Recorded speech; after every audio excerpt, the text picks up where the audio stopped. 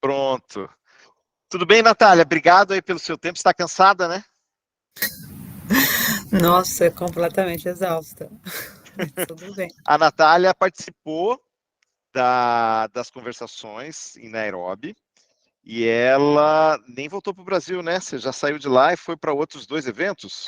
É que eu moro na Austrália, né? E aí eu tô vim numa conferência de economia circular também aqui que tá tendo em Melbourne essa semana. Então foi uma Ah, seguida. legal. Então, eu conheci a Natália no contexto daquele grupo do MCTI, de experts do Oceano Sem Plástico, não foi, Natália? Acho que Não foi foi. ali? O Turra tinha pedido para fazer contato.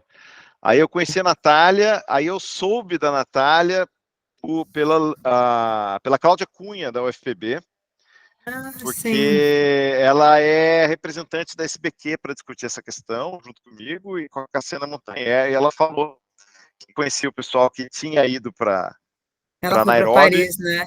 ela foi para Paris. A gente conheceu em Paris, né? NC2 foi. Exato. E aí ela foi o nosso contato, ela ia mandando notícias que vocês iam trocando aí em Nairobi. E aí eu falei, poxa, Natália, vem falar com a gente aqui para contar como é que foi a sua experiência.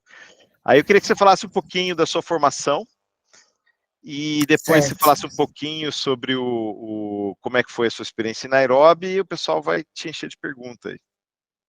Tá bem. Obrigada. Primeiro, agradecer, Walter, o convite. Acho que estou super honrada aqui de estar aqui com vocês, contando um pouco da minha experiência. É, Bom, da minha formação, eu sou bióloga de formação, me formei na USP em Ribeirão Preto e depois fui fazer mestrado no Instituto de Sonografia da USP com o professor Alexander Turra, na parte de gerenciamento costeiro integrado, então já fui mais para sair um pouco da área de biologia ou oceanografia biológica, assim, para ir para a área mais de gestão mesmo, onde comecei a trabalhar mais com projetos interdisciplinares, pesquisação e muito em contato com comunidade, assim, mais de gestão e fui gostando muito, assim, dessa parte de políticas públicas e de mais ciências sociais, assim mesmo, né, saindo um pouco das ciências naturais. E eu lembro que quando eu estava na faculdade, né, na faculdade de biologia, a disciplina, as duas disciplinas que eu mais gostei foram duas disciplinas optativas, que uma era política e gestão ambiental e outra era avaliação de impacto ambiental. E aí depois eu já deu para perceber que realmente o que eu gostava, assim, apesar de gostar de muitas outras disciplinas da biologia, eu gostava mais dessa área de políticas públicas e que antes nunca tinha sido, nunca tinha pensado realmente, né, em ir para essa área. Mas quando eu fiz, né, fiz essas matérias e depois fiz o mestrado, achei que realmente essa era a área que eu gostaria de seguir. E depois que eu terminei o mestrado, terminei em 2017, eu fiquei uns anos, não completamente fora da universidade, mas ainda com o professor Turra, mais com projetos em parceria, assim, né, não fazendo pesquisa especificamente, trabalhando principalmente com políticas públicas voltadas ao lixo no mar. Então, faz uns 3 anos que a gente está desenvolvendo políticas públicas estaduais em alguns estados costeiros do Brasil, para que elas internalizem a temática de lixo no mar, né? Então, a Júlia falou que está sem áudio. Vocês estão conseguindo me ouvir bem? Ah, tá. Não, beleza. Tá dando para Bom, ouvir, Natália. tá. Então, obrigada. Então, a gente atua com governos estaduais para tentar incluir a temática do lixo no mar nas políticas públicas. Então, por exemplo, no governo de São Paulo, em 2020, eles lançaram, a gente ajudou a construir um plano de monitoramento e avaliação de lixo no mar para o estado de São Paulo. Estamos construindo uma estratégia estadual de enfrentamento ao lixo no mar no Rio de Janeiro e também trabalhando com Paraná, Ceará, Bahia, Rio Grande do Norte e Amapá.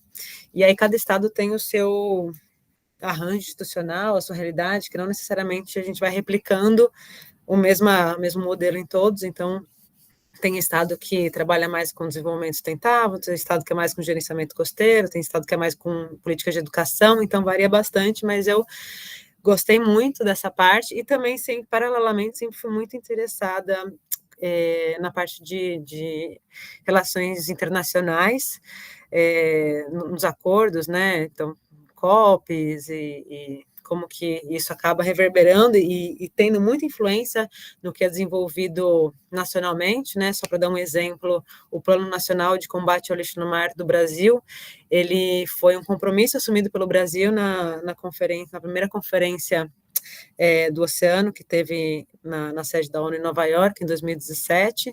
Então, algumas coisas que acabam acontecendo nessa agenda internacional acaba sendo internalizada e estimulando com que políticas sejam desenvolvidas na escala nacional e local, né, e gerando aí um outro tipo de desenvolvimento. E aí, nessa vontade, assim, de que eu estava de me aprofundar mais nessa questão política, tanto nacional quanto internacional, eu acabei passando num processo de doutorado, num programa de políticas e relações internacionais da Universidade da Tasmânia, aqui na Austrália. E aí eu comecei faz 5 meses,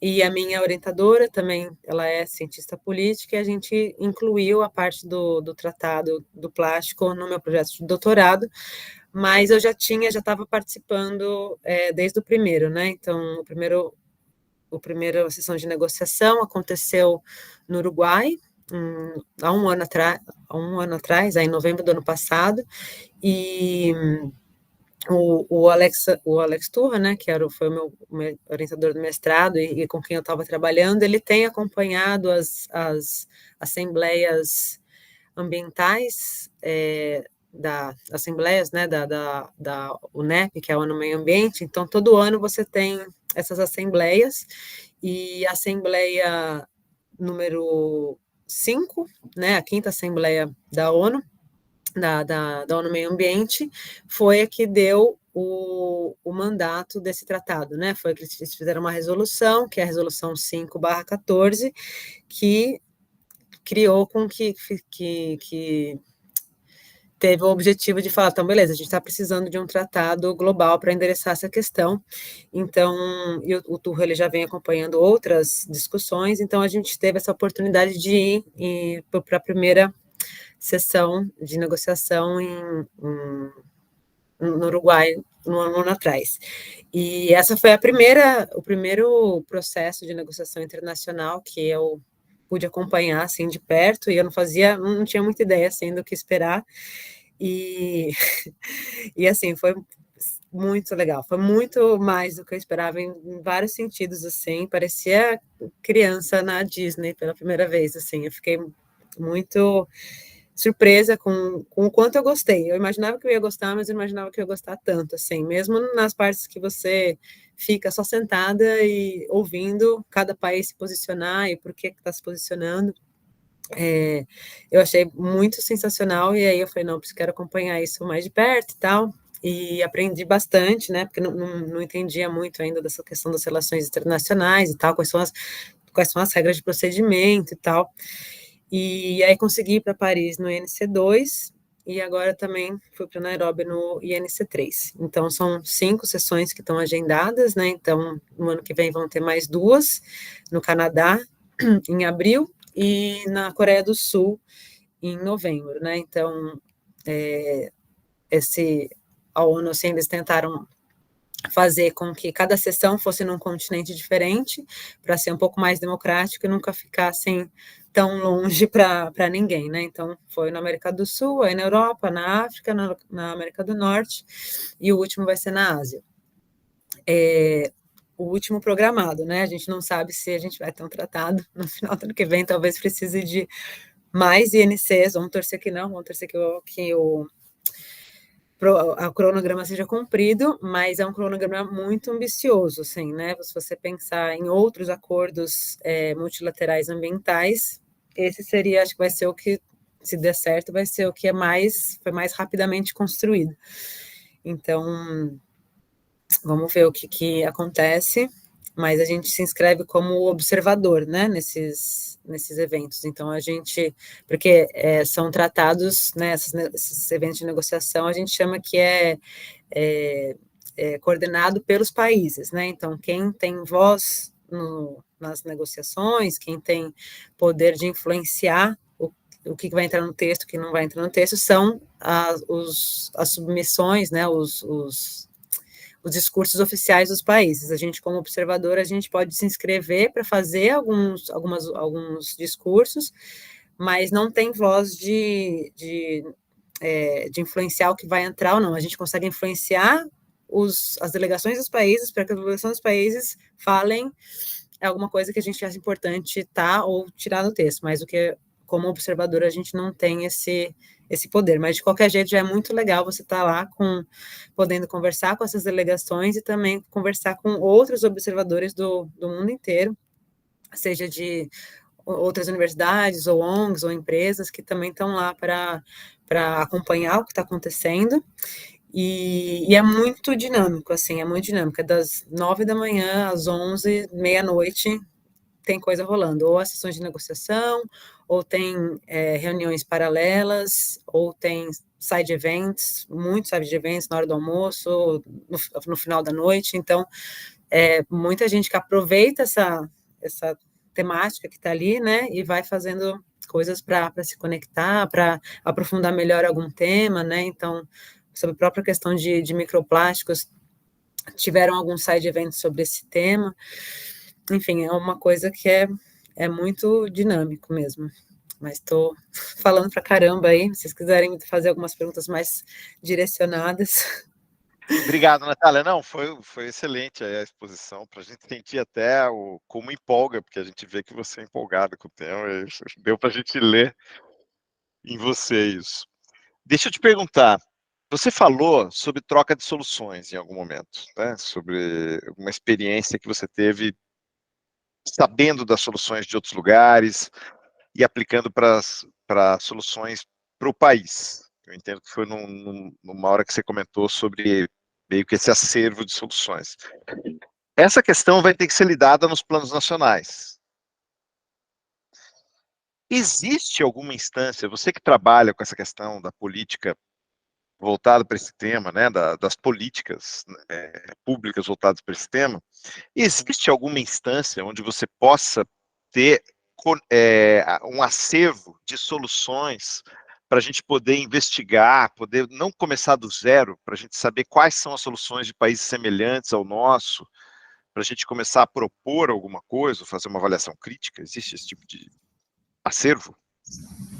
Então, você teria, assim, de olhar para outros acordos multilaterais ambientais, né, para você ver mais ou menos o que foi feito, mas essa questão dos planos nacionais, né, que está dentro dos meios de implementação do tratado, a ideia é que você tenha num anexo o que vai ter dentro desse plano. Então, não é que cada país vai meio que fazer o seu, né? Então, você tenha um esqueleto do que é o mínimo que esse plano nacional de report ou de monitoramento de implementação tem que ter, né, para que todo mundo possa fazer uma coisa que seja comparável e que também cada estado também possa pedir ajuda no sentido de que a gente entende que cada país tem uma capacidade diferente de poder levantar esses dados e de fazer esses planos. Então, muitos países também acham que tem que ter um fundo para ajudar os países mais em desenvolvimento até conseguirem fazer esses planos nacionais, que é uma coisa, que é uma política pública que demanda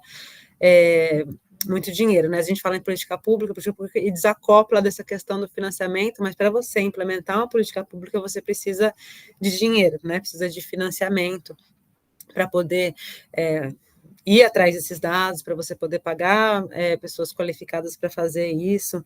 Então, pesquisas, institutos, enfim, são coisas que demandam, ainda mais num país do tamanho do Brasil, né? Por exemplo, que tem muitos países dentro do Brasil. Então, a ideia é que você tenha um plano unificado, né, que tenha ali num dos anexos um esqueleto do que seria esse plano. Mas eu tenho mais pergunta aqui, mas eu eu dou um tempinho para os alunos quebrarem o gelo aqui, ó. Acho que tem um comentário aqui. Ana Maria Vekit. Os últimos acordos internacionais ambientais foram todos em 5 INCs, e essa limitação tem sido estabelecida muito em função do financiamento de participação de alguns países. Ah, ok. Legal, legal. Show. Mais algum comentário, pergunta? Marco Aurélio Rota. Tá mutado, Marco. Sim, agora sim. Olá, pessoal, tudo jóia? Natália, prazer. Como é que tu vê a questão do poder entre os países, né, dentro da discussão? Como é que tu lida essa questão do poder versus a questão técnica? Como é que tu enxerga isso nessas discussões? Obrigada, Marca. Essa é uma pergunta muito, muito importante, assim, muito interessante de acompanhar.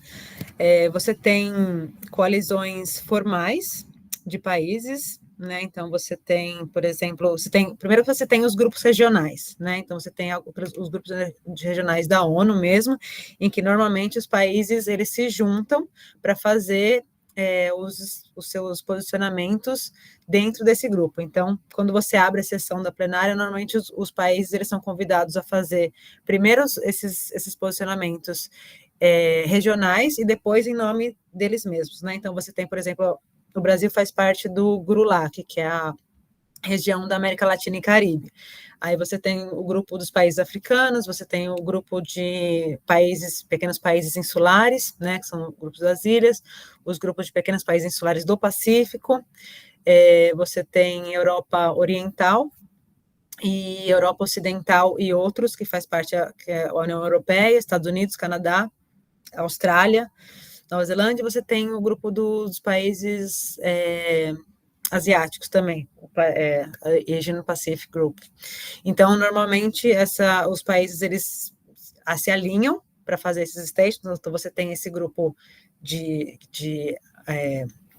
coordenação regional, geográfica, e, além disso, você tem outras coalizões que podem se formar para fortalecer a sua posição, né? Então, tem uma coalizão que chama High Ambition Coalition, que são países que estão pressionando por um tratado mais ambicioso, né, teoricamente. Então, são 60 e poucos países, normalmente é a União Europeia, são as ilhas, alguns países africanos também, que fazem parte dessa coalizão. E você tem alguns países que, parece que nesse INC surgiu uma nova coalizão, que eles chamam países que like-minded países, que é um país que normalmente estão ali, que querem um tratado menos ambicioso, um tratado que foque mais na questão de gestão de resíduos, que é Rússia, Índia, Arábia Saudita, Irã, tem uma produção de petróleo mais forte, assim, então eles ficam puxando mais para que não se inclua muito a questão de diminuição de produção de plástico, a parte mais de upstream, e fala que eles têm uma narrativa que é forte, que é uma narrativa que, para você tá meio distraído, faz sentido. Eles falam assim, o tratado ele é importante porque ele é para focar na poluição plástica. Então, o problema não é o plástico, o problema é a poluição plástica. O plástico é um produto ótimo que ajuda a gente né, coisas de saúde, não desperdiça comida, bebi. Então, o plástico, o problema é quando ele chega no meio ambiente. Então, a gente tem que focar na parte do plástico para que ele não chegue no meio ambiente, que é a parte de gestão de resíduos. Só que não é só isso, né? Então, a gestão de resíduos é importante, sim, mas a gente produz muito mais plástico do que a gente precisa para coisas muito desnecessárias e com aditivos e químicos perigosos que fazem mal para a saúde, para o meio ambiente e tal. Então, a gente tem que também revisar essa produção. Então, você tem essas posições assim de países que querem que o tratado foque na gestão de resíduos e países que querem incluir um teto ali de produção de plástico, e que isso vai reduzindo ao longo do tempo, até porque o plástico também se relaciona com outras agendas como o clima, como biodiversidade. Então, você tem esse jogo de poder, e normalmente esses países fazem coalizões para dificilmente você tem uma posição que um país fica muito isolado, né? Normalmente eles meio que se coordenam ali para alguém falar, e alguém vai lá e dá suporte para aquilo, né? Então você vê esses jogos de poder de uma forma bem clara, assim. Eu lembro que no primeiro nesse que eu fui, eu tava, meu Deus, vou até pegar uma pipoquinha aqui, assim, e ficar vendo os posicionamentos, porque eu achei isso muito, muito interessante, muito interessante. Assim, do lado, é isso, né, do lado de a Natália, pesquisadora, assim, acha super interessante, a Natália, ambientalista, fica muito angustiada, então é um conflito ali de interesses ali, mas é muito interessante, realmente, você ver essas coalizões. Marco, respondeu? Sim. Como é que China, Estados Unidos e Índia se comportam especificamente? Que eles são os maiores poluidores nesse caso e detêm um poder econômico muito forte. Eles têm posições individuais bastante reticentes. Como é que tu enxerga isso? A Índia normalmente é um país que fala mais assim, e bem alinhado com esse país, essa Rússia, que eu falei, Rússia, Irã, que está mais querendo que o tratado foque na parte de gestão de resíduos. A China e os Estados Unidos, eles não falam tanto. A China, quando se posiciona, eu acho que está mais nessa questão também de pro tratado um pouco menos ambicioso, e os Estados Unidos, ele tem uma posição às vezes mais para cá, às vezes mais para lá, não é muito claro, igual o Brasil. O Brasil também, ele nunca se alinha, apesar de estar né, se alinha sempre com os países da América Latina, mas nessas colisões informais, ele nunca se alinha muito com ninguém. Então, às vezes ele faz um posicionamento que você acha que ele está lá mais para ambicioso, às vezes ele faz um posicionamento completamente mais para alinhado com outros países. Então, dependendo do assunto, e os Estados Unidos também, dependendo do assunto, se posiciona um pouquinho mais para cá, um pouquinho mais para lá.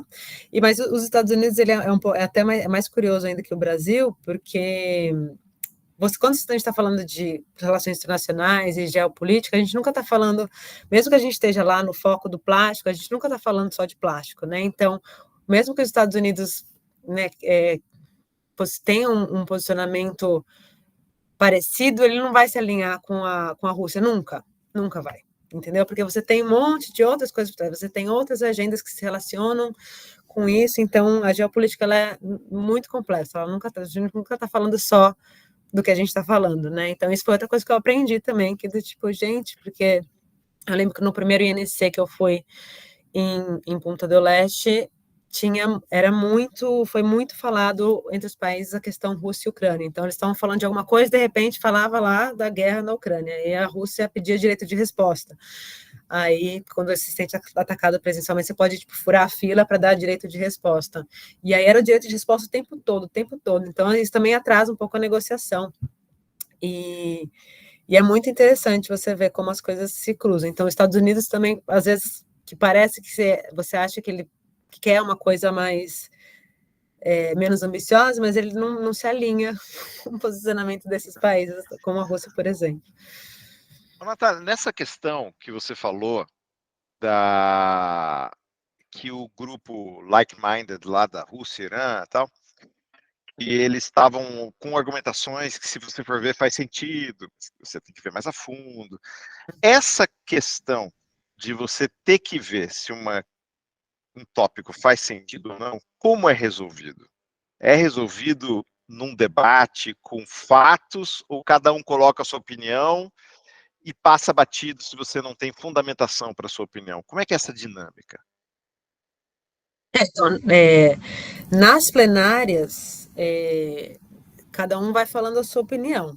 Não tem, tipo, você pode falar algum fundamento ali por algum absurdo, e ninguém, tipo, beleza, o presidente da mesa vai passar para o próximo país. Aí o que acontece? Para chegar num texto mais específico, eles dividiram o Zero Draft, né, o texto, em 3 grupos de trabalho. E aí, nesses grupos de trabalho, você vai falando, tipo, alguém fala, quero incluir isso daqui, a outra pessoa fala, o outro país fala, não, isso aqui eu não concordo por causa disso, disso, disso. Aí você vai negociando para chegar no texto. A gente ainda não está nesse passo, né? Essa negociação foi só mais para... a UNEP fez uma tentativa de um rascunho zero, né, do tratado, que vocês analisaram na aula, né? E aí foi como que vai ser recebido. A ideia era os países incluírem, tirarem coisas, né? Conversei até com uma pessoa que acompanha esses tratados, acompanha vários tratados ao mesmo tempo. Essa pessoa falou que era normal, porque era esperado que nessa sessão de negociação o zero draft inchasse muito, porque as pessoas, todos os países vão colocar o que você quer. Então, nessa sessão, a ideia é você colocar o que você quer. Então, todos os países vão colocar o que está faltando, o que eu acho que é importante aqui. Aí, a partir do INC4, os países vão lutar pelo que não quer, o que é inaceitável. Então, vão começar a cortar o que é inaceitável para cada um. Só que aí agora a gente já está vendo que tem coisas muito ideias divergentes do que está no texto, né? Se você for ver o escopo, é isso, né? Tem um país que acha que o escopo, coisas como trade, né? Oh, meu Deus. Sim, comércio. Comércio de plástico, a parte de química, aditivos químicos e produção, não, estão fora do escopo. E tem países que acham que não, o ciclo de vida do plástico envolve tudo, então está lá na UNEA 5.4, que é a resolução, que está falando que a gente tem que tratar da poluição a partir de todo o ciclo de vida. É por isso que as definições são muito importantes. Então, também, quais são as definições que vão estar no tratado? O que é plástico? Se estão falando que plástico é um polímero, então as coisas de polímero têm que estar dentro do tratado. Se você achar que não, plástico é outra coisa, ciclo de vida, o que faz parte do ciclo de vida do plástico?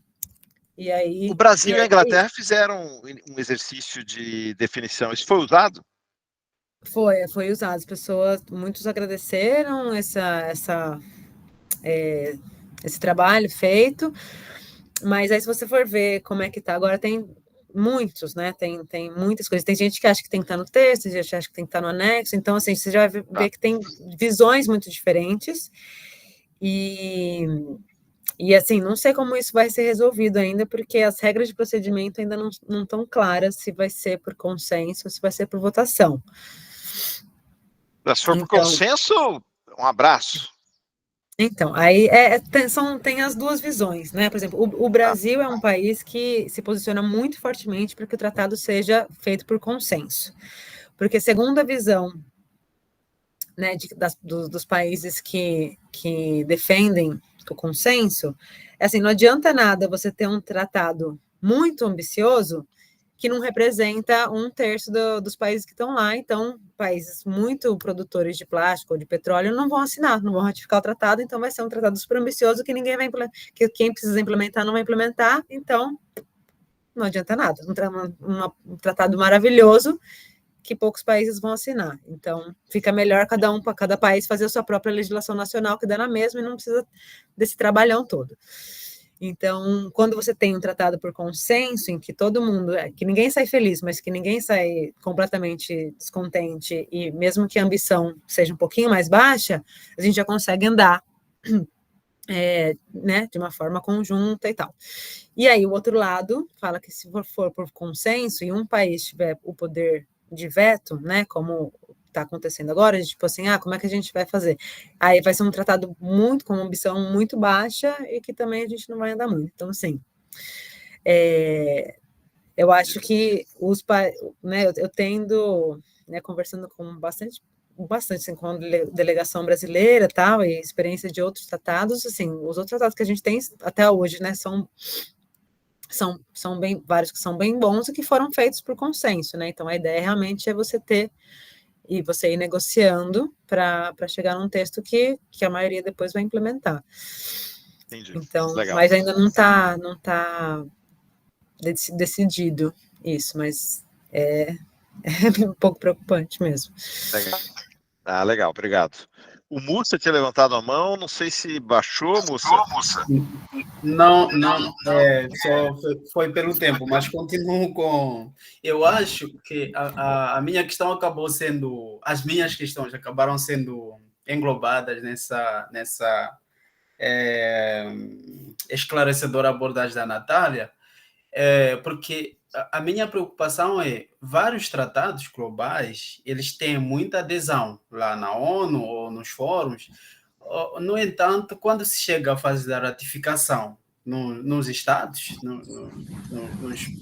nos países, aí a questão encontra dificuldades. Eu queria saber qual é a sua impressão nessas discussões, se há esse entusiasmo de que se o tratado sair, ele será aderido nos países. E olhando para essa questão dos interesses, a outra questão que eu queria colocar é se a sua impressão é se no final o tratado vai sair pelos argumentos técnicos ou vai ser por forças, por alianças, né? Por exemplo, a questão se está no lado dos Estados Unidos, do Ocidente, ou está no lado entre aspas, nesse caso, de quem quer um tratado mais como é que chama? Mais forte ou um tratado mais brando. Então, qual é a sua impressão em relação a esses aspectos? E eu senti na aula que o professor apresentou, eu senti realmente a falta dessa abordagem mais alargada acerca dos microplásticos e aditivos, porque atualmente o plástico, o problema do plástico não é só pelo polímero ou pela presença, mas também por essa carga química. Então, eu não sei qual é a previsão ou qual é a linha que está sendo seguida em relação a esses aspectos. Natália, eu vou esperar você responder a primeira parte da pergunta do Mussa, e aí quando você for falar de microplástico, fiz um monte de perguntas. Mas aí quando eu for falar de microplástico, eu vou falar também que eu vi um comentário semelhante sobre os biodegradáveis, pedir sua opinião junto com a do microplástico. Mas pode responder, depois eu embarco. Tá, então a primeira coisa sobre a ratificação, né? Então, realmente, isso é uma coisa que, como eu falei ali na questão do consenso, né? Eu acho que a probabilidade dos estados ratificarem, né, o tratado é maior quando ele é um tratado por consenso, né? Porque ele é um tratado mais forte. Você tem também, como eu falei, quando a gente fala de relações internacionais, a gente nunca está falando só daquilo, né? Então, quando você tem um tratado que tem muitos países que apoiam e que você, teoricamente, né, ajudou a construir, tal, e assinou lá que esse tratado, né, o Brasil está de acordo. Aí, para ratificação interna, você tem uma pressão externa, uma pressão internacional muito maior quando é um tratado mais forte, quando é um tratado que mais estados vão ratificando, e você acaba fazendo acordos, concessões, então você tem esse soft power, assim, também da ratificação de tratados ambientais, que acabam ajudando em outros acordos econômicos, por exemplo, né? Depois que nem a gente está falando ali da assinatura da parceria da Europa com o Mercosul, não sei se vocês lembram que teve, né? A França fazendo um monte de exigências ambientais para o Brasil, então você tendo também esses acordos ratificados, você acaba virando uma moeda de troca para outras coisas também. Então, a gente nunca está falando só daquilo que a gente está falando.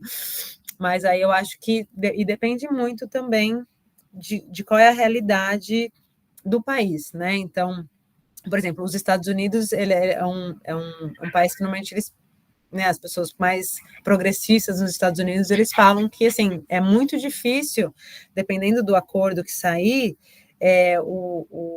ele ser aprovado no Senado norte-americano. O Senado norte-americano, ele é muito conservador. Então, para você passar um negócio que vai falar que vai diminuir a produção de petróleo dentro dos Estados Unidos, é muito difícil. Então, você tem também as realidades de cada país, né? Dependendo do governo que está lá, é mais provável ou menos provável que aquele acordo seja seja ratificado dentro dos legislativos e do executivo também, né, do poder executivo de pressionar por essa agenda ou não. Então, é uma coisa que realmente depende de muitas variáveis. Mas a ideia é que quanto mais forte, quanto mais países estiverem de acordo com o texto, né, se ele for por consenso, a probabilidade, né, a força que o tratado tem é maior dele ser assinado internamente. Então, essa foi a primeira pergunta. A segunda pergunta, qual foi mesmo? Antes, porque tinha uma outra, antes de chegar na parte de plásticos. É a questão do próprio tratado, né? Se no final o que vai vincar isso. alianças ou bom, eu acho que um pouco dos impressão. dois. Eu acho que é um pouco dos dois, assim, né? Eu faço parte de uma coalizão também de cientistas, né? Que chama, em português, Coalizão de Cientistas para um Tratado Eficiente, que tem mais de 300 cientistas do mundo inteiro acompanhando esse tratado e fazendo posicionamentos técnicos, né? Então, policy briefs, resumos, né, temáticos. Eu posso até colocar aqui no chat para vocês conhecerem um pouco mais do policy briefing, da coalizão. Então, dos 300 que fazem parte, 37 pesquisadores dessa rede estavam lá em Nairobi, e a gente se reunia também toda manhã, e se reunia com as delegações que pediam input científico. Então muitas delegações pediam, principalmente sobre essas questões técnicas de materiais mesmo, né, sobre a parte dos químicos, sobre reciclagem química, ou reciclagem, né, normal, ou mecânica, ou sobre bioplásticos. Então, a gente, enquanto cientistas, né, se reunia com essas delegações para fornecer dados técnicos. Então, tem muitas delegações que estão realmente querendo, porque, assim, muitas vezes as pessoas que estão na delegação dos países não são pessoas técnicas no assunto, são pessoas são diplomatas, né, de carreira, e que acompanham vários tratados. Então, por mais que a pessoa seja uma pessoa interessada, né, para que estude, para ir, ela tem, tipo assim, esse tratado, o tratado de espécies migratórias, a COP do clima, não sei o que, às vezes é a mesma pessoa que vai para muitos, né? Então, dependendo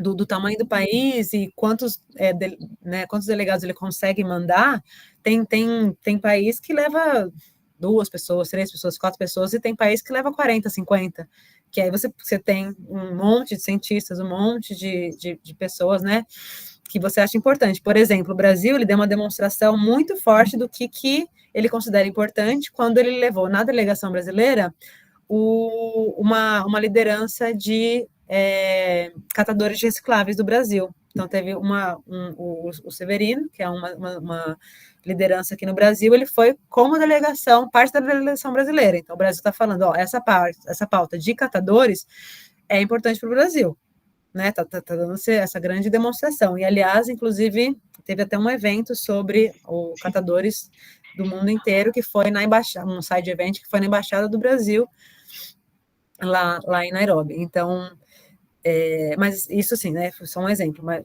divergir aqui do assunto. Mas muitos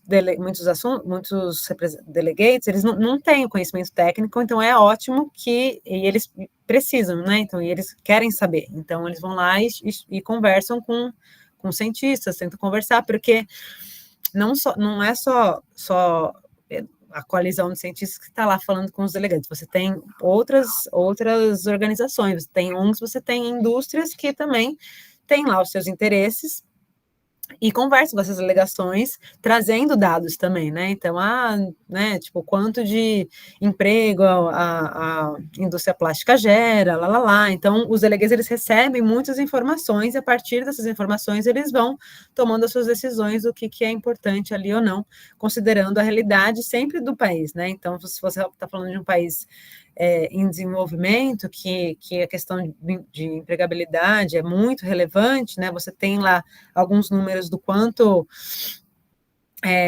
de emprego a indústria petroquímica e de plástico gera, e quanto que isso vai diminuir, se diminuir a produção, enfim, é uma coisa que vai falar que não é relevante? É relevante, uma coisa que tem que ser pesada também.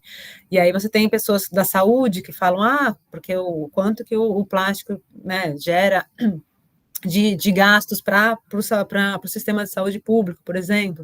Então, são dados que vão subsidiando essa decisão. Então, por isso que é super importante a gente estar lá e podendo aportar esses conhecimentos para os delegates. Mas também, claro, como eu falei, que a gente está falando de plástico, a gente não está falando só de plástico, a gente está falando de uma relação de poder e relações internacionais de uma forma mais ampla. Então, com certeza, qualquer decisão que for tomada nesse tratado também vai estar baseado em coalizões, né, dinâmicas de poder que vão além das questões técnicas, mas eu acho que a questão técnica também ela está muito atrelada, sim. Espero, gosto de pensar que sim. Pelo menos a gente vê um interesse, né? A coalizão se reuniu com dezenas de delegações do Brasil, inclusive. Então, a gente vê que realmente tem um interesse para que a decisão seja tomada com base em dados. Natália, eu quero te fazer uma pergunta sobre essa reunião com os cientistas, porque eu acompanhei no Twitter, eu ia acompanhando as ações, mas não quero atravessar o Mussa, e o Mussa fez a pergunta dos microplásticos, então anotei aqui para depois. Ele falou que a questão dos microplásticos, na impressão dele, ficou subvalorizada no tratado, é isso, Mussa? Do plástico, de polímero, de microplásticos. Microplásticos e aditivos, porque eu só vi ali, acho que foi no começo, né, nos primeiros pontos. Talvez eu não tenha prestado muita atenção, mas foi a minha impressão que... Não, eu acho que aditivos estavam muito contemplados. Microplásticos, eles estavam contemplados, citados, mas alguns colegas comentaram algo semelhante ao que o Mussa comentou, que eles deviam estar mais citados. Eu acho que eles estavam apropriadamente citados. Mas eu tenho colegas da área de biodegradáveis que achavam que os biodegradáveis tinham que estar citados. Eles foram citados numa nota em relação aos plásticos alternativos. Uhum. Mas eu fico com a impressão de que é um pouco de reserva de mercado. Como que não falou da minha área de pesquisa? Tal? Aí eu queria ver se você tem alguma opinião em relação a isso, para comentar especificamente o que o Mussa falou, e se você achou, na sua impressão e nas impressões que você coletou na sua participação, que alguma coisa que devia ter sido contemplada não foi. Bom, eu acho que a questão de microplásticos, eles têm uma provisão só para eles, né? A questão de aditivos, né? De microplásticos. Tem dois, né? O microplástico intencionalmente adicionado, essa eu acho que é uma questão um pouco mais, ponto comum, assim, de que até as empresas plásticas já estão meio que, beleza, isso aí a gente concorda que dá para tirar. Né? Eu acho que já é um ponto um pouco mais comum, então, o que acho bom, assim. Então, a ver o que vai sair dessa provisão. Agora, dos microplásticos secundários, isso é uma coisa bem espinhosa ainda. Acho que não tem nada muito certo sobre se isso vai entrar, se vai entrar e como vai entrar, né? Os que viram microplásticos, acho que isso aí está muito atrelado às soluções, né? Beleza, então se a gente tem um produto que solta muito microplástico, mas que ele é muito importante para a economia, como que a gente faz, né? Se a gente está falando de pneu, por exemplo, né? Que essa dust que solta conforme o uso. Como que a gente faz para isso? Ou a questão das roupas, né? Então, acho que isso entra um pouco na questão do bioplástico, ou do biodegradável, enfim. Também tem muito qual é a definição que vai usar de bioplástico, porque aquele óxido biodegradável péssimo, né? Na verdade, ele só vira microplástico mais rápido, né? Então, se você está falando de o que você entende como bioplástico, se é a fonte do material que tem que ser bio, que não pode ser fóssil. E aí isso aqui também você tem toda uma questão de, como que eles chamam isso? Soluções não regrettable, não... Porque, gente, eu como não sou desse mundo, eu estou aprendendo, as expressões que eu aprendo elas em inglês, então eu nem sei se em português elas existem, porque eu não sou da área de direito, então eu tento traduzir Não livremente. tem uma boa tradução, não. Só para dar um exemplo para tem. eles, regrettable solutions, por exemplo, é você eliminar o CFC, e aí quando você vê a Colocar uma coisa alternativa ao pior, CFC, é pior ou ainda danoso. Então, regrettable, eles estão lutando por non-regrettable solutions, que mas a gente não tem uma tradução boa para isso. As soluções que não causem arrependimento, não existe. Não causa Né? arrependimento. Então, Então, porque assim, às vezes você fala, tipo, então é um plástico, um outro produto feito de uma outra coisa, mas aí que para ele ser útil para a gente, você tem que colocar tanto químico que, ou sei lá, tantas outras coisas que, na verdade, era melhor ficar com o plástico original e tentar mudar ele um pouquinho. Exato. Então, tem toda realmente essa área de pesquisa, então depende das definições que vão ser usadas, do que é um produto compostável, o que é um bioplástico, e entender o que isso significa, né, quando você for escalar isso, produzir, né, para bastante gente, e entender o que esse produto precisa para ele realmente entrar como substituto. Então, não sei exatamente, eu acho que essas coisas que não estão muito certas ainda tendem a ter uma provisão muito básica e aí, talvez um detalhamento em anexos para que seja um tratado que possa ser atualizado, né? Depois, quando você tiver a ideia que eu estou entendendo é que tem um COPS do plástico, né, do mesmo jeito que tem a COP do clima e a COP da biodiversidade, a gente vai ter uma conferência das partes para esse tratado, então, não sei, aí a gente não sabe ainda exatamente como que isso vai ser, e quantos anos eles vão essa COP vai acontecer, mas que ela possa ser ajustado, né, esses anexos possam ser ajustados para você ir incorporando, porque essa ciência ela é toda muito nova, né? De microplásticos, de bioplásticos, de como os aditivos interagem dentro do nosso corpo e no ambiente. Então, para que você não tenha que mexer no corpo do tratado sempre, porque para você mexer no texto do tratado é muito mais difícil. Então, a ideia é que eu acho que essas pesquisas que ainda não tem, que essas informações que a gente não tem tanta pesquisa, tanta certeza, eu acho que se elas entrarem, elas entrariam como uma provisão mais básica e com um anexo para você poder ir atualizando conforme a gente vai ganhando conhecimento com relação a isso. Natália, se você me permite, é que eu gosto, sempre que eu vejo que tem condição de enfatizar com os alunos que o tópico que eles escolheram para estudar é um bom tópico para fazer pesquisa, porque tem muito para ser descoberto ainda, eu aproveito a oportunidade. Então, isso que a Natália falou é uma evidência de que a gente tem muito o que fazer, inclusive para fundamentar as políticas públicas que ainda virão. Então, só para incentivar vocês a continuar nesse tópico, porque é um tópico muito relevante. E tem muita coisa que eu acho que vai ser solução para a Alemanha, que vai ser solução para a França, e que não vai ser solução para o Brasil ou para Moçambique. E que as soluções nossas, elas talvez serão diferentes.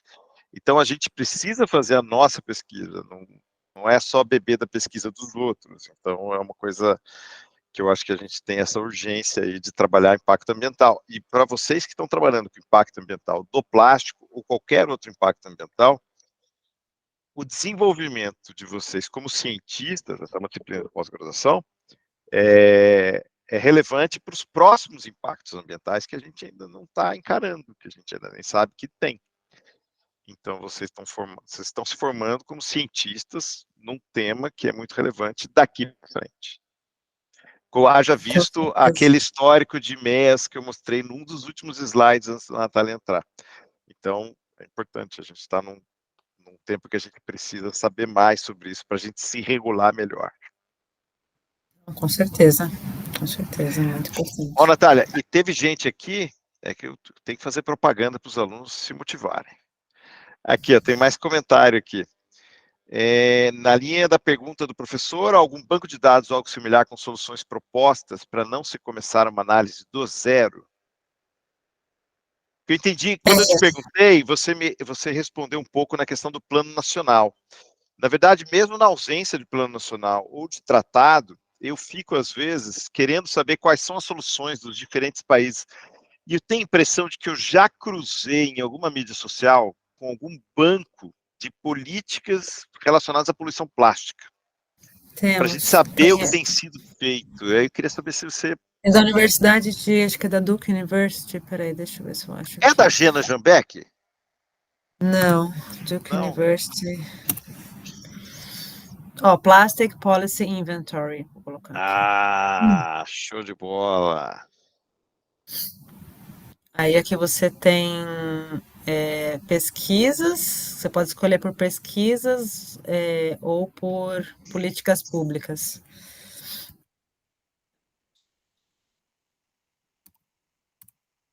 Aí você pode pesquisar por país, você pode pesquisar por Maravilha.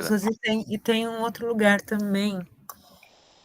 E tem duas plataformas que foram apresentadas num side event que teve durante a coisa, que é muito legal, que é um simulador de políticas públicas.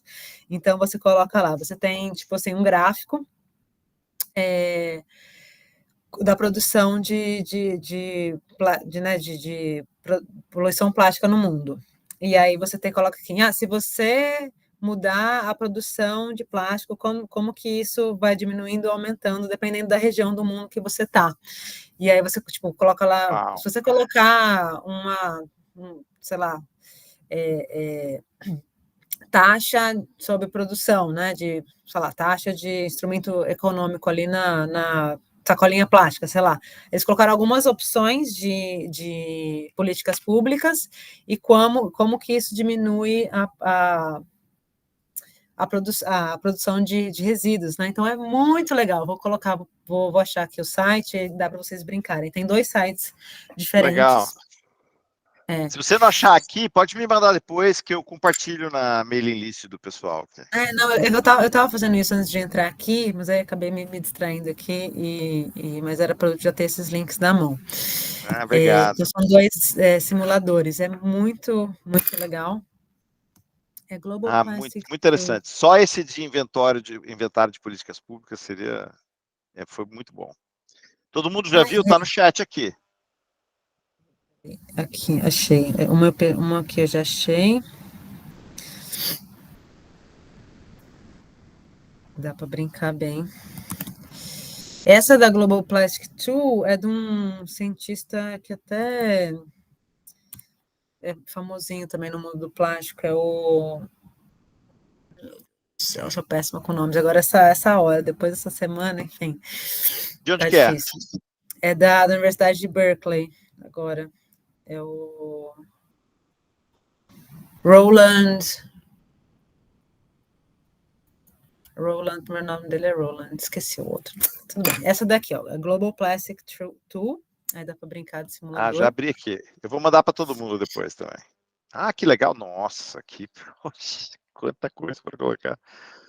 Ô, Natália, tem mais perguntas também que é muito boa. Vou achar aqui.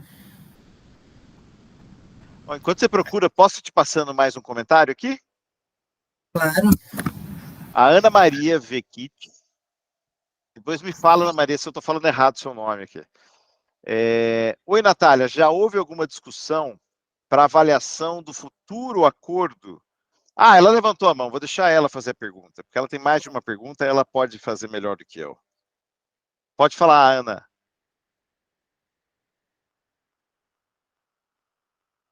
Ou não? Tá no mudo. Se ela tá falando, tá no mudo.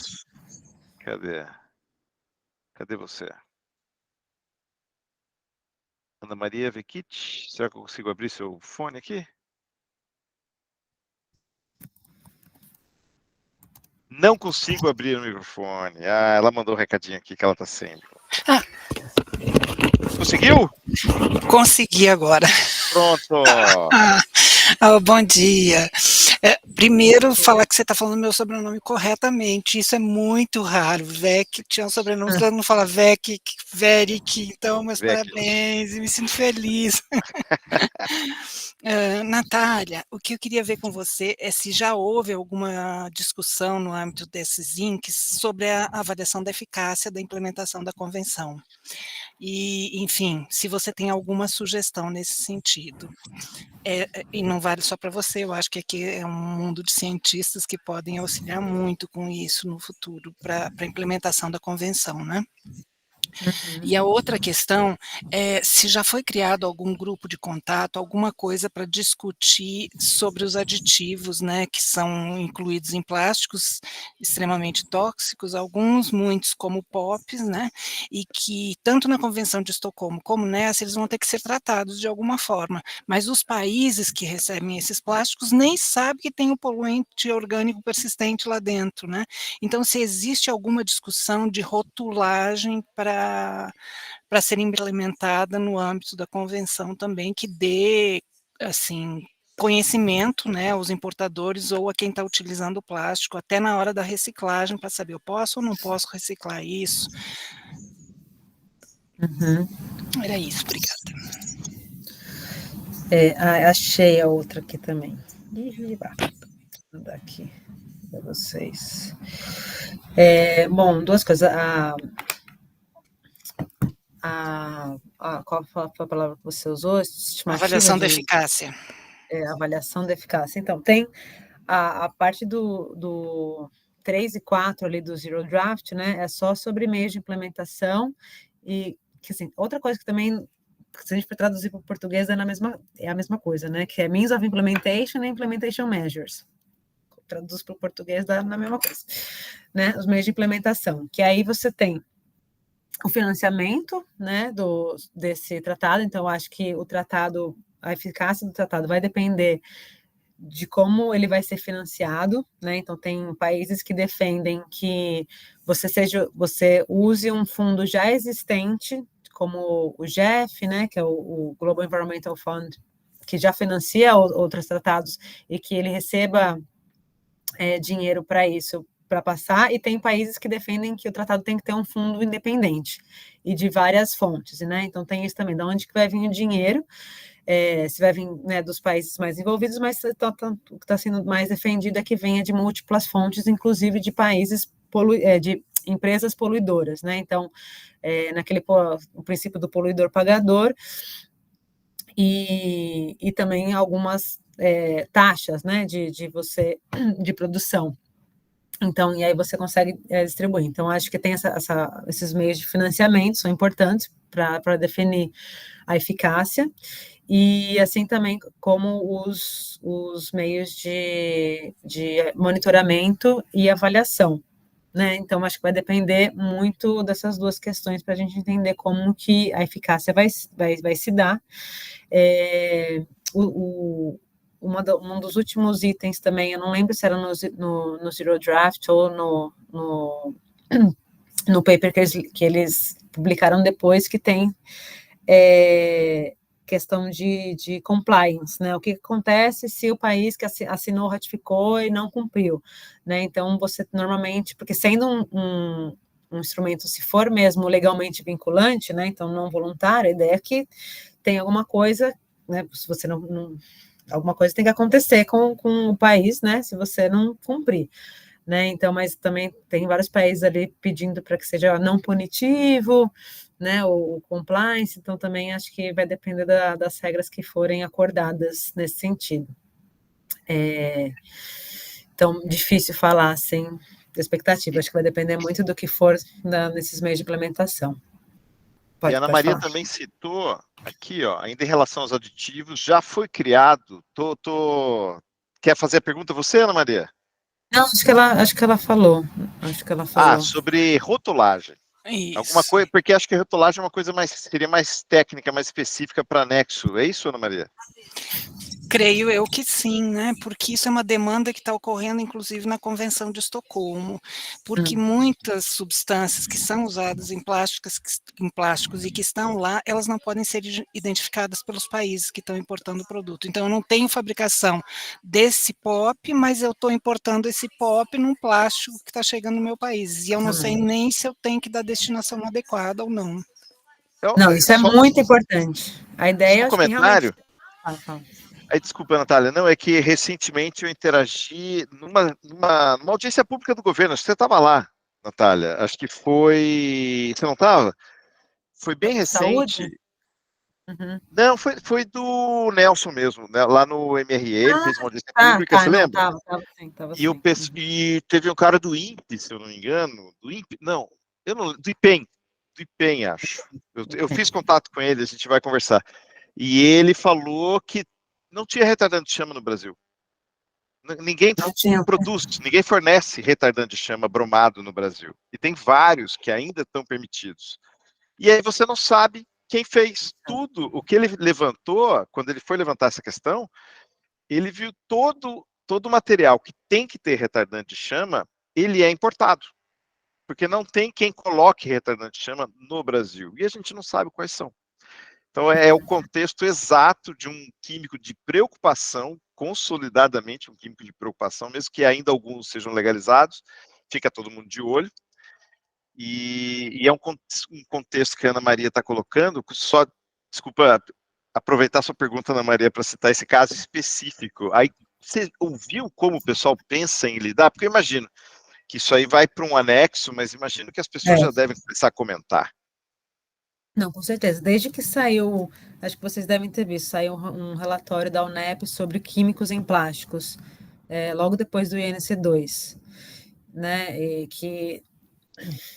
Um pouquinho antes do INC2, que você tem cerca de 13 mil químicos usados nos plásticos, né? Desses 13 mil, a gente só tem Risk Hazard Assessment para metade deles, né? Então, desses 7 mil, se você tem algum tipo de avaliação sobre, né, qual é o perigo desses químicos. Então, são, 7 mil a gente nem sabe, X, não faz a menor ideia se faz bem, se faz mal, então metade deles não. Desses 7 mil, 3 mil são comprovadamente perigosos. E desses 3 mil comprovadamente perigosos, acho que 100 e poucos que são regulados. Então, ou seja, você tem uma gama muito grande de químicos que ou a gente já sabe que são perigosos, mas não são regulados, e 7 mil químicos que, assim, nunca foram avaliados sobre essa questão. Então, é urgente essa questão, com certeza é urgente, porque esse é um tratado ambiental, mas ele também é um tratado de saúde, né? São as duas coisas que estão juntas ali no objetivo. Então, a ideia, o que eu já ouvi, assim, na parte de cientistas, é assim, do mesmo jeito quando você compra um alimento que tenha lá ingredientes e tarará, escrito tudo que tem naquele alimento, quando você compra uma coisa química que pelo menos os produtores saibam, né, saibam o que tem lá, porque na cadeia do plástico, como ela está hoje, às vezes você está importando coisa que nem você, nem a própria pessoa da cadeia lá sabe tudo que tem nesse plástico. E aí você vai adicionando coisas que podem aí ter reação, enfim, aí vai pior ainda, depende das condições, né? Você usa num país que tem uma condição climática muito diferente daquela que foi produzida inicialmente. Enfim, muito, muito complicado. Eu acho que dentro do tratado isso está. Espero que seja endereçado. Tem alguns países que estão querendo que não entre, mas acho que capaz de entrar, mas assim, numa lista de anexos, né? O que é permitido ou não, porque também vai depender de você tem que, infelizmente, o jeito que está agora é que você tem que, para que ele seja não permitido, você tem que provar que ele é perigoso, quando na verdade tinha que ser o contrário, né? O que as pessoas que querem um tratado mais ambicioso querem é que quem está colocando o produto no mercado que tem que provar que aquilo não faz mal. Só que do jeito que hoje funciona ao contrário, né? Para tirar aquilo do mercado, a gente tem que provar que aquilo faz mal. Só que, entendeu? Tá a lógica invertida. A ideia é que a gente coloque essa lógica correta. Mas não sei como isso vai entrar. A minha sugestão seria essa. Então, se você quer colocar alguma coisa no mercado, você tem que provar que isso não faz mal, nem para a saúde humana, nem para o meio ambiente, né? Mas, porque é uma coisa que eu não sou dessa área química também, então eu também estou aprendendo muito, né? Então, estava conversando com um dos cientistas e fiquei muito chocada que ele falou que o PVC, né? Quando você tem um prédio que tem os tubos, a tubulação de PVC, se esse prédio pegar fogo, os bombeiros não podem entrar, eles não entram para apagar o fogo por causa do químico que solta, que é tóxico para os bombeiros. Sim. Então, tipo assim. Tem uma das. se você tem que entrar, dos filtros tem que ser um filtro para ácido, porque a queima do PVC, e é um dos métodos de identificação do PVC, é porque ele libera ácido clorídrico, que é super perigoso. Então. E nem todos os bombeiros equipados têm esse equipamento, né? Então, assim, é muito surreal o que a gente está fazendo. Surreal, então, mas isso no incêndio. Haja visto o que aconteceu na Boate Kiss, né? Sim, exatamente. Foi poliestireno lá. É. Mas o PVC, é importante ressaltar que o PVC queimando libera muito HCl rápido no mesmo lugar. O PVC degradando no meio ambiente, ele libera o mesmo HCl ao longo do tempo. Então, a gente está falando de uma coisa crônica ou uma coisa aguda. E no caso do PVC, vai liberar HCl. Ou vai ser crônico, ou vai ser agudo. E a maior parte é crônico. Então, esse efeito a gente vai ter ao longo do tempo, sim. Então, e aí só para a gente pensar, então, como a minha expectativa é o que eu gostaria, o que eu acho que vai acontecer, né? O que eu gostaria é que a gente pudesse colocar essa lógica do tipo, você quer colocar uma coisa no mercado, você tem que provar que isso não é perigoso. Mas não sei se eu gostaria que fosse, mas não acho que é assim que vai ser. Acho que vai ser uma coisa mais básica, com uma lista de anexos de coisas que vão ser updates. E eu gostaria muito também que muitos países estão pressionando por duas coisas, né? Uma maior transparência na cadeia química, né?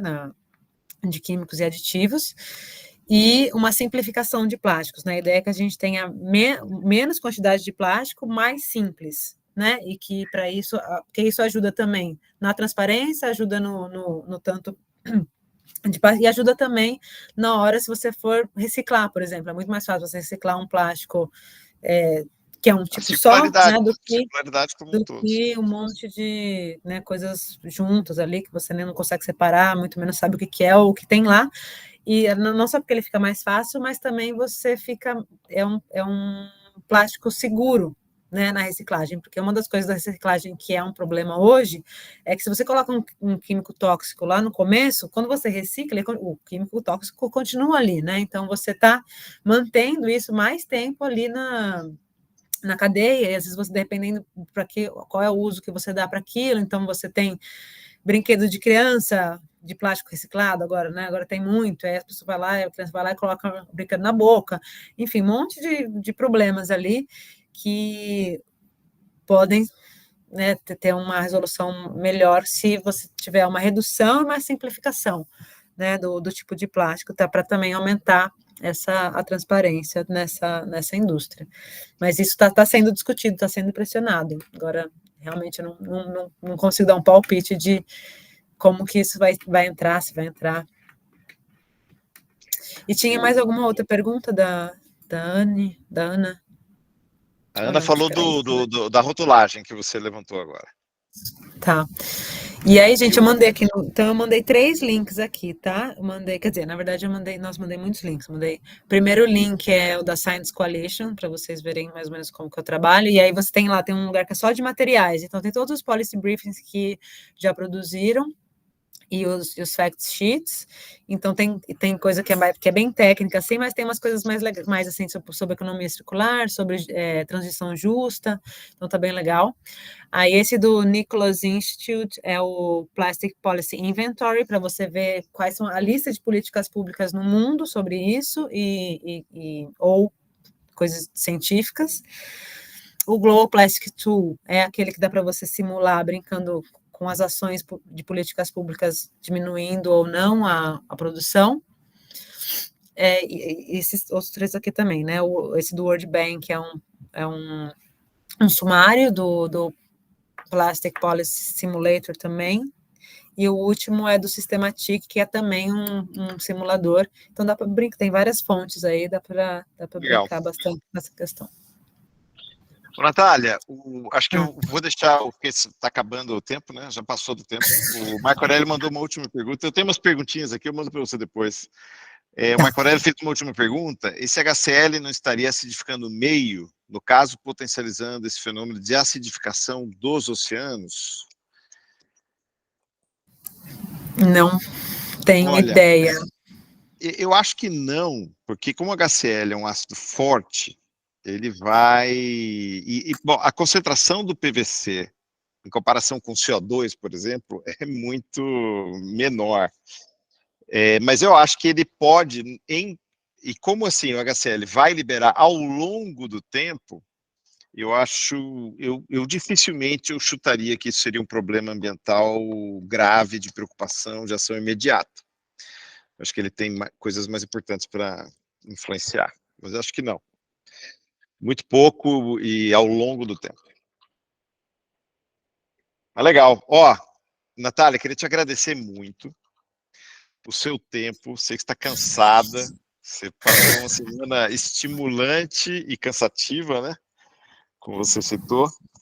E, bom, é isso. Vamos encerrar, vamos agradecer a Natália.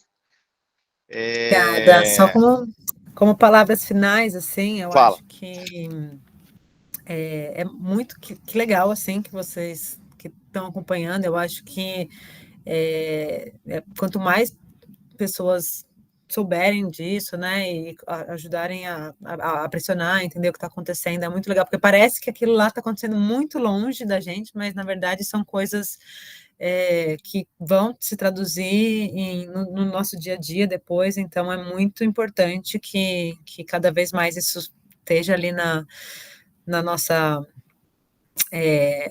no nosso dia a dia, né? Do mesmo jeito que agora, depois de muitas décadas, a agenda do clima parece que realmente entrou, né? Então você vai na COP28 agora do clima, né? Você tem coberto uma mídia cobrindo e tal. No Tratado do Plástico não é tanto assim ainda, mas que legal que isso está acontecendo e que, igual você falou, né, Walter? Eu acho que cientistas querendo falar sobre isso é muito bom. É muito importante o trabalho de vocês, como plástico, microplástico, enfim, acho que é um tema bem quente que vai vir com força, assim, especialmente depois que o tratado for concluído, né, para a implementação, acho que vão ter muitas oportunidades com relação a isso. Então, que bom, eu fico super à disposição para futuros momentos, vou deixar o meu e-mail aqui. E eu recomendo muito, se vocês querem saber detalhes sobre o que aconteceu no dia a dia, esse site aqui, que eles colocam, dá um resuminho de todos os dias, tem foto, é muito legal, é muito bem feito esse site. Vou deixar o meu contato, meu e-mail, se vocês quiserem entrar em contato comigo, fiquem à vontade. E, por último, na coalizão de cientistas, a gente tem poucos cientistas da América Latina, né, e poucos cientistas do Brasil, né, então dos 37, 38 cientistas da coalizão que estavam lá, só 4 eram da América Latina, e só eu e a Vitória do Brasil. Então, a gente está pensando em fazer um chamado, estava até criando o formulário ontem, para a gente passar nas redes de científicas do Brasil, para a gente formar uma coalizão brasileira, para a gente levar dados relevantes, né, para a região, ali para os delegates, enfim, né, porque às vezes porque igual você falou, né, algumas soluções que funcionam para a União Europeia não funcionam para cá, mas a gente não sabe que a gente não tem os dados daqui, ou não tem gente daqui que tem os dados, que às vezes a gente acha que não tem, eu não tenho, né, não sou dessa área, sou da área de governança, tal. Às vezes eu acho que o dado não existe, mas na verdade às vezes até existe, mas, né, a gente não está articulado para isso, então a gente vai tentar criar uma comunidade de cientistas que querem dar inputs para esse tratado entre o NC1, o NC3 e o NC4, né, então nesse trabalho interseccional, a gente pretende lançar esse formulário aí nas próximas semanas, talvez até o final do ano fazer uma primeira reunião, ou no começo do ano que vem. E aí, vocês estão super convidados também a entrarem. Excelente. Manda para mim que eu mando para os alunos todos e para a oferta passada também. Já são quase 700 alunos no meeting. Legal. Aí dá para mandar para todo mundo. Você vai ter o problema de ter muita gente. Tomara, tem esse problema. Tomara. Natália, muito obrigado. A gente agradece demais. Vamos manter contato. Abram aí os microfones para agradecer a Natália, por favor. Não sejam mal educados. Imagina, obrigada, gente. Obrigada, Natália. Obrigada. Obrigado. Obrigada, Natália. Muito obrigada, Natália. Obrigada, Natália. Obrigado, Natália. Obrigado, Natália. Tá vendo? Os alunos são muito carinhosos, eles são ótimos. Nossa, Natália, obrigado, viu? Vou encerrar a gravação e aguardo você para o próximo convite. Depois do NC4 você volta aqui. Pode deixar, espero que sim. Tá bom, obrigada.